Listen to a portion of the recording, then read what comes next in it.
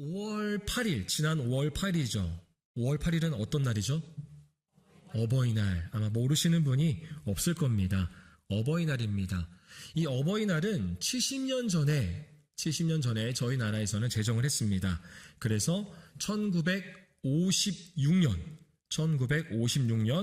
5월 8일을요, 어머니날로 했어요. 어머니날. 그 누가 기분이 안 좋을까요? 그렇죠. 아버지가 기분이 안 좋아요. 그래서 그럼 아버지는 뭐냐? 아버지의 날도 만들어줘라! 라고 해서 1973년에 어버이날로 부모와 조부모까지 포함한 어버이날로 변경이 되었습니다. 우리나라뿐만이 아니라 다른 여러 나라들도 이 어버이날을 지키는데요. 우리나라처럼 이제 어버이로 지키지 않고요. 어머니의 날 그리고 아버지의 날이 대부분 따로 있습니다. 그렇게 나누어서 기념하기도 합니다. 올해도 한 금융 플랫폼에서 27,000명을 대상으로 부모님이 가장 받고 싶은 선물 순위를 조사했습니다. 27,000명을 대상으로 어버이날 때 부모님이 가장 받고 싶은 선물, 그 1위가 뭐였을까요? 너무 솔직하게 대답을 하시는데 맞습니다. 머니, 현금이었습니다. 현금이 89%로 약 10명 중에 9명은 현금을 원했습니다. 이어서는 5%로 선물, 그리고 각각 2%로는 건강식품이나 여행으로 나타났습니다. 부모와 조부모에게 감사의 뜻으로 카네이션을 달아드리던 것이 자본주의 사회가 되면서 카네이션이 현금으로 바뀌었던 것이죠. 여러분들도 카네이션이 좋아요? 현금이 좋아요? 현금이 좋죠. 예전에는 카네이션이었습니다.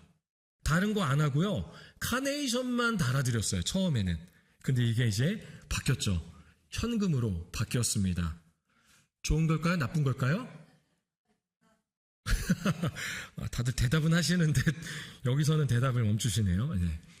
좋은 겁니다. 왜냐하면 문화거든요. 문화. 자연스러운 겁니다.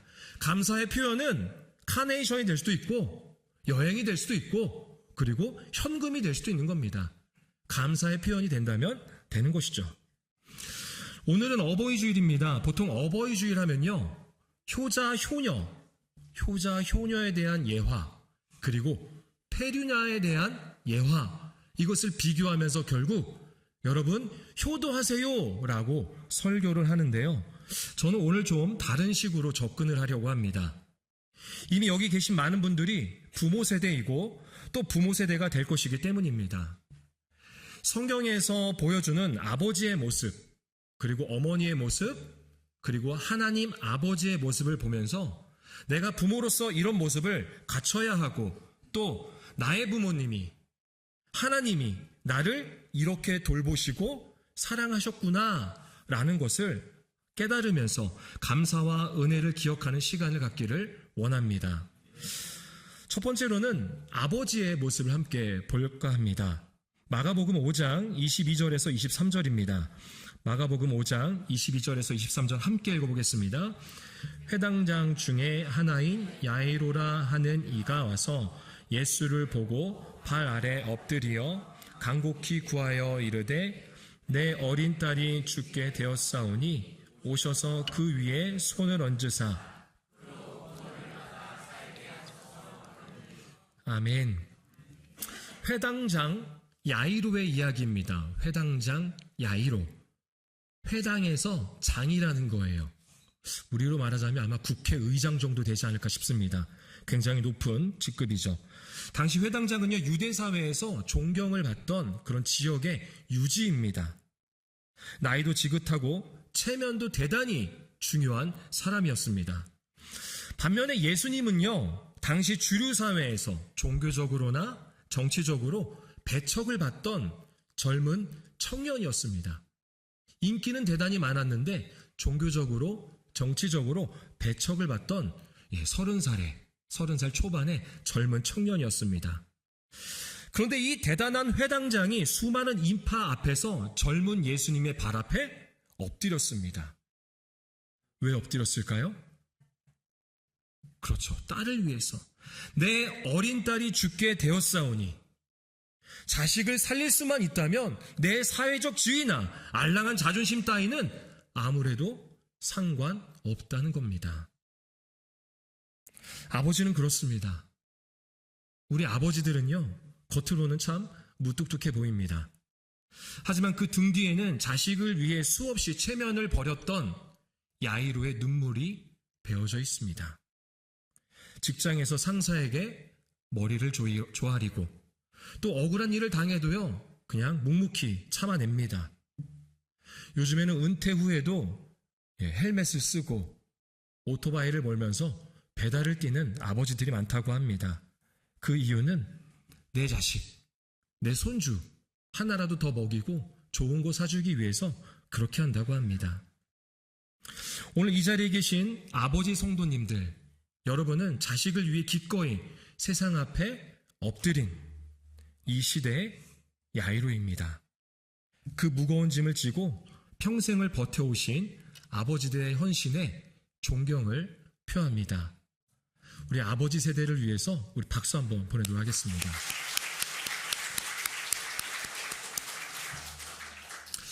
두 번째로 살펴볼 부분은 바로 어머니의 마음입니다. 어머니죠. 우리 마태복음 15장 25절에서 27절입니다. 마태복음 15장 25절에서 27절 함께 읽어보겠습니다. 여자가 와서 예수께 절하며 이르되 주여 저를 도우소서.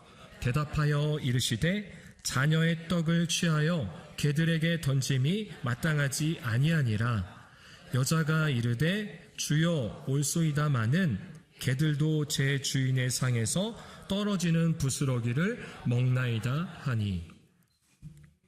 귀신 들린 딸을 둔 가나안 여인입니다. 이 여인이 예수님께 나와서 엎드려 절하며 딸을 고쳐달라고 애원합니다. 그런데 예수님은 유독 이 여인에게만 상처 주는 말씀을 하십니다. 자녀의 떡을 개에게 던지는 것이 마땅하지 않다. 자녀에게 줄 떡을 왜 개에게 줘야 되냐라는 거죠. 유대 문화에서 개는요, 정결하지 않은 이방인들을 가리키는 표현이었습니다. 그러니까 이방인들을 욕할 때 쓰는 어떤 비속어라고도 볼 수 있겠죠. 우리도 사람을 표현할 때 개라고 하면 좋아요, 안 좋아요? 그렇죠. 이건 물어볼 필요가 없습니다. 개라는 동물로 사람을 표현하면 좋지 않습니다. 유대 사회에서도 그랬습니다. 그러니까 예수님이 이렇게 말씀하시는 거예요. 너는 가나안 사람이 아니냐? 우리 유대인이 개처럼 여기는 그렇게 부정한 너를 내가 왜 도와줘야 되냐? 라는 거예요. 보통 사람 같으면 수치심에 화를 내며 돌아갔을 겁니다. 맞아. 당신은 유대인이었죠? 내가 잘못 생각했네요. 하고 돌아갔을 수도 있어요. 개라고요? 맞아. 당신들은 우리를 개처럼 여기죠? 내가 몰랐네요. 하고 돌아갈 수도 있었습니다. 하지만 이 여인은 당당하게 대답합니다. 네, 주님, 맞습니다. 저는 개와 같습니다. 하지만 개들도 주인의 상에서 떨어지는 부스러기를 먹지 않습니까? 그 부스러기 은혜라도 좋으니 내 딸만은 살려주세요. 내 딸 좀 살려주세요라는 거죠. 이것이 진짜 어머니의 마음입니다. 자식을 살릴 수만 있다면 내가 개 취급을 받아도 상관없는 것입니다. 어머니의 사랑 앞에서는요, 수치심도 자존심도 힘을 잃었습니다. 우리 어머니들의 삶이 그랬습니다. 자식을 키우며 좋아했던 것들, 그 많은 것들을 포기하고 때로는 이름까지 잃어버리는 때도 있습니다. 어디 가서 깎아달라는 소리 한 번도 못했는데요, 이제는 너무나도 자연스럽게 말할 수 있습니다. 수치심도 자존심도 막을 수가 없는 거예요. 하지만 자식을 위해서는 더 좋은 거, 더 값진 걸로 주기를 원합니다. 나를 위해서는 아끼지 않았던 자기애에서 자식을 위해서 나를 아끼지 않는 모성애로 바뀌었습니다. 개 취급을 받아도 부스러기를 구했던 이 여인의 애끓는 모성이 바로 우리 교회 어머니 성도들의 삶이었음을 우리는 알게 됩니다. 우리 어머니 성도들 진심으로 감사의 말씀을 드립니다. 우리 어머니 성도들을 위해서 박수 한번 보내겠습니다. 감사합니다. 야이로의 엎드림, 가나안 여인의 수치심, 이 위대한 희생이 오늘날 우리를 있게 했습니다. 하지만 육신의 부모인 우리는 참으로 연약합니다. 자식을 끔찍히 사랑하지만 때로는 육신의 한계에 부딪혀 무기력해지기도 합니다. 어쩌면 오늘 설교를 들으면서 좀 괴리감을 느끼시는 분들도 있을 겁니다. 내 아버지는, 내 어머니는 그러지 않았는데, 내 아버지는 나를 위해서 그렇게 체면을 버리지 않으셨는데, 내 어머니는 나를 위해서 수치심을 이기지 않았는데 라고 하시는 분들도 있을 겁니다. 맞습니다. 우리는 모두 다 한계가 있습니다. 그래서 우리는 한계가 없는 분을 바라봐야 합니다. 바로 하나님 아버지시죠. 오늘 본문 20절입니다. 누가복음 15장 20절 말씀 함께 읽어보겠습니다. 이에 일어나서 아버지께로 돌아가니라. 아직도 거리가 먼데 아버지가 그를 보고 측은히 여겨 달려가 맞추니. 아멘. 우리가 잘 아는 탕자의 비유죠. 탕자의 비유. 탕자의 비유에서 나오는 아버지는요, 하나님 아버지를 보여주고 있습니다. 탕자의 비유는 이렇습니다. 아들은 아버지를 죽은 것으로 여긴 채 자신에게 주어야 할 유산을 미리 땡겨달라고 하죠. 그러니까 아버지, 난 아버지 죽은 사람으로 여길 테니까, 죽었다 여길 테니까 빨리 나에게 줄 몫을, 그 유산을 미리 주세요. 땡겨주세요 라는 거예요. 그렇게 유산을 땡겨받고 아버지를 떠나 멀리 갑니다. 그리고는 다 탕진하고 완전히 폐인이 되어서 다시 아버지께로 돌아갑니다. 그런데 아버지는 어떻게 하시죠? 아직도 거리가 먼데 그를 봤다고 합니다. 그러니까 아버지는 우연히 지나가다가 돌아온 아들을 본 게 아닙니다. 거리가 먼데도 봤다는 것은 자신을 죽은 사람처럼 여기며 멀리 떠난 아들을 늘 밤낮으로 기다리고 있었던 것입니다. 매일매일 그렇게 기다리던 아버지가 아들을 먼저 발견합니다. 그리고 점잖은 노인이 체면을 다 버린 채 미친 듯이 달려가 냄새나는 아들을 껴안고 입을 맞춥니다. 아들을 야단치지 않습니다. 아들에게 조건을 따지지 않습니다. 아들에게 왜 그랬냐고 이유를 묻지 않습니다. 육신의 부모는 때로 한계에 부딪히지만 하나님 아버지는요, 우리를 절대로 포기하지 않으십니다. 마치 아들은 아버지를 죽은 사람처럼 여김에도 아버지는 아들을 매일 기다렸던 것처럼, 우리는 하나님이 내 삶에 없는 것처럼 대하지만 하나님은 우리가 돌아오기를, 그래서 함께하기를 늘 기다리고 계십니다. 그렇게 하나님은 나를 기다리십니다.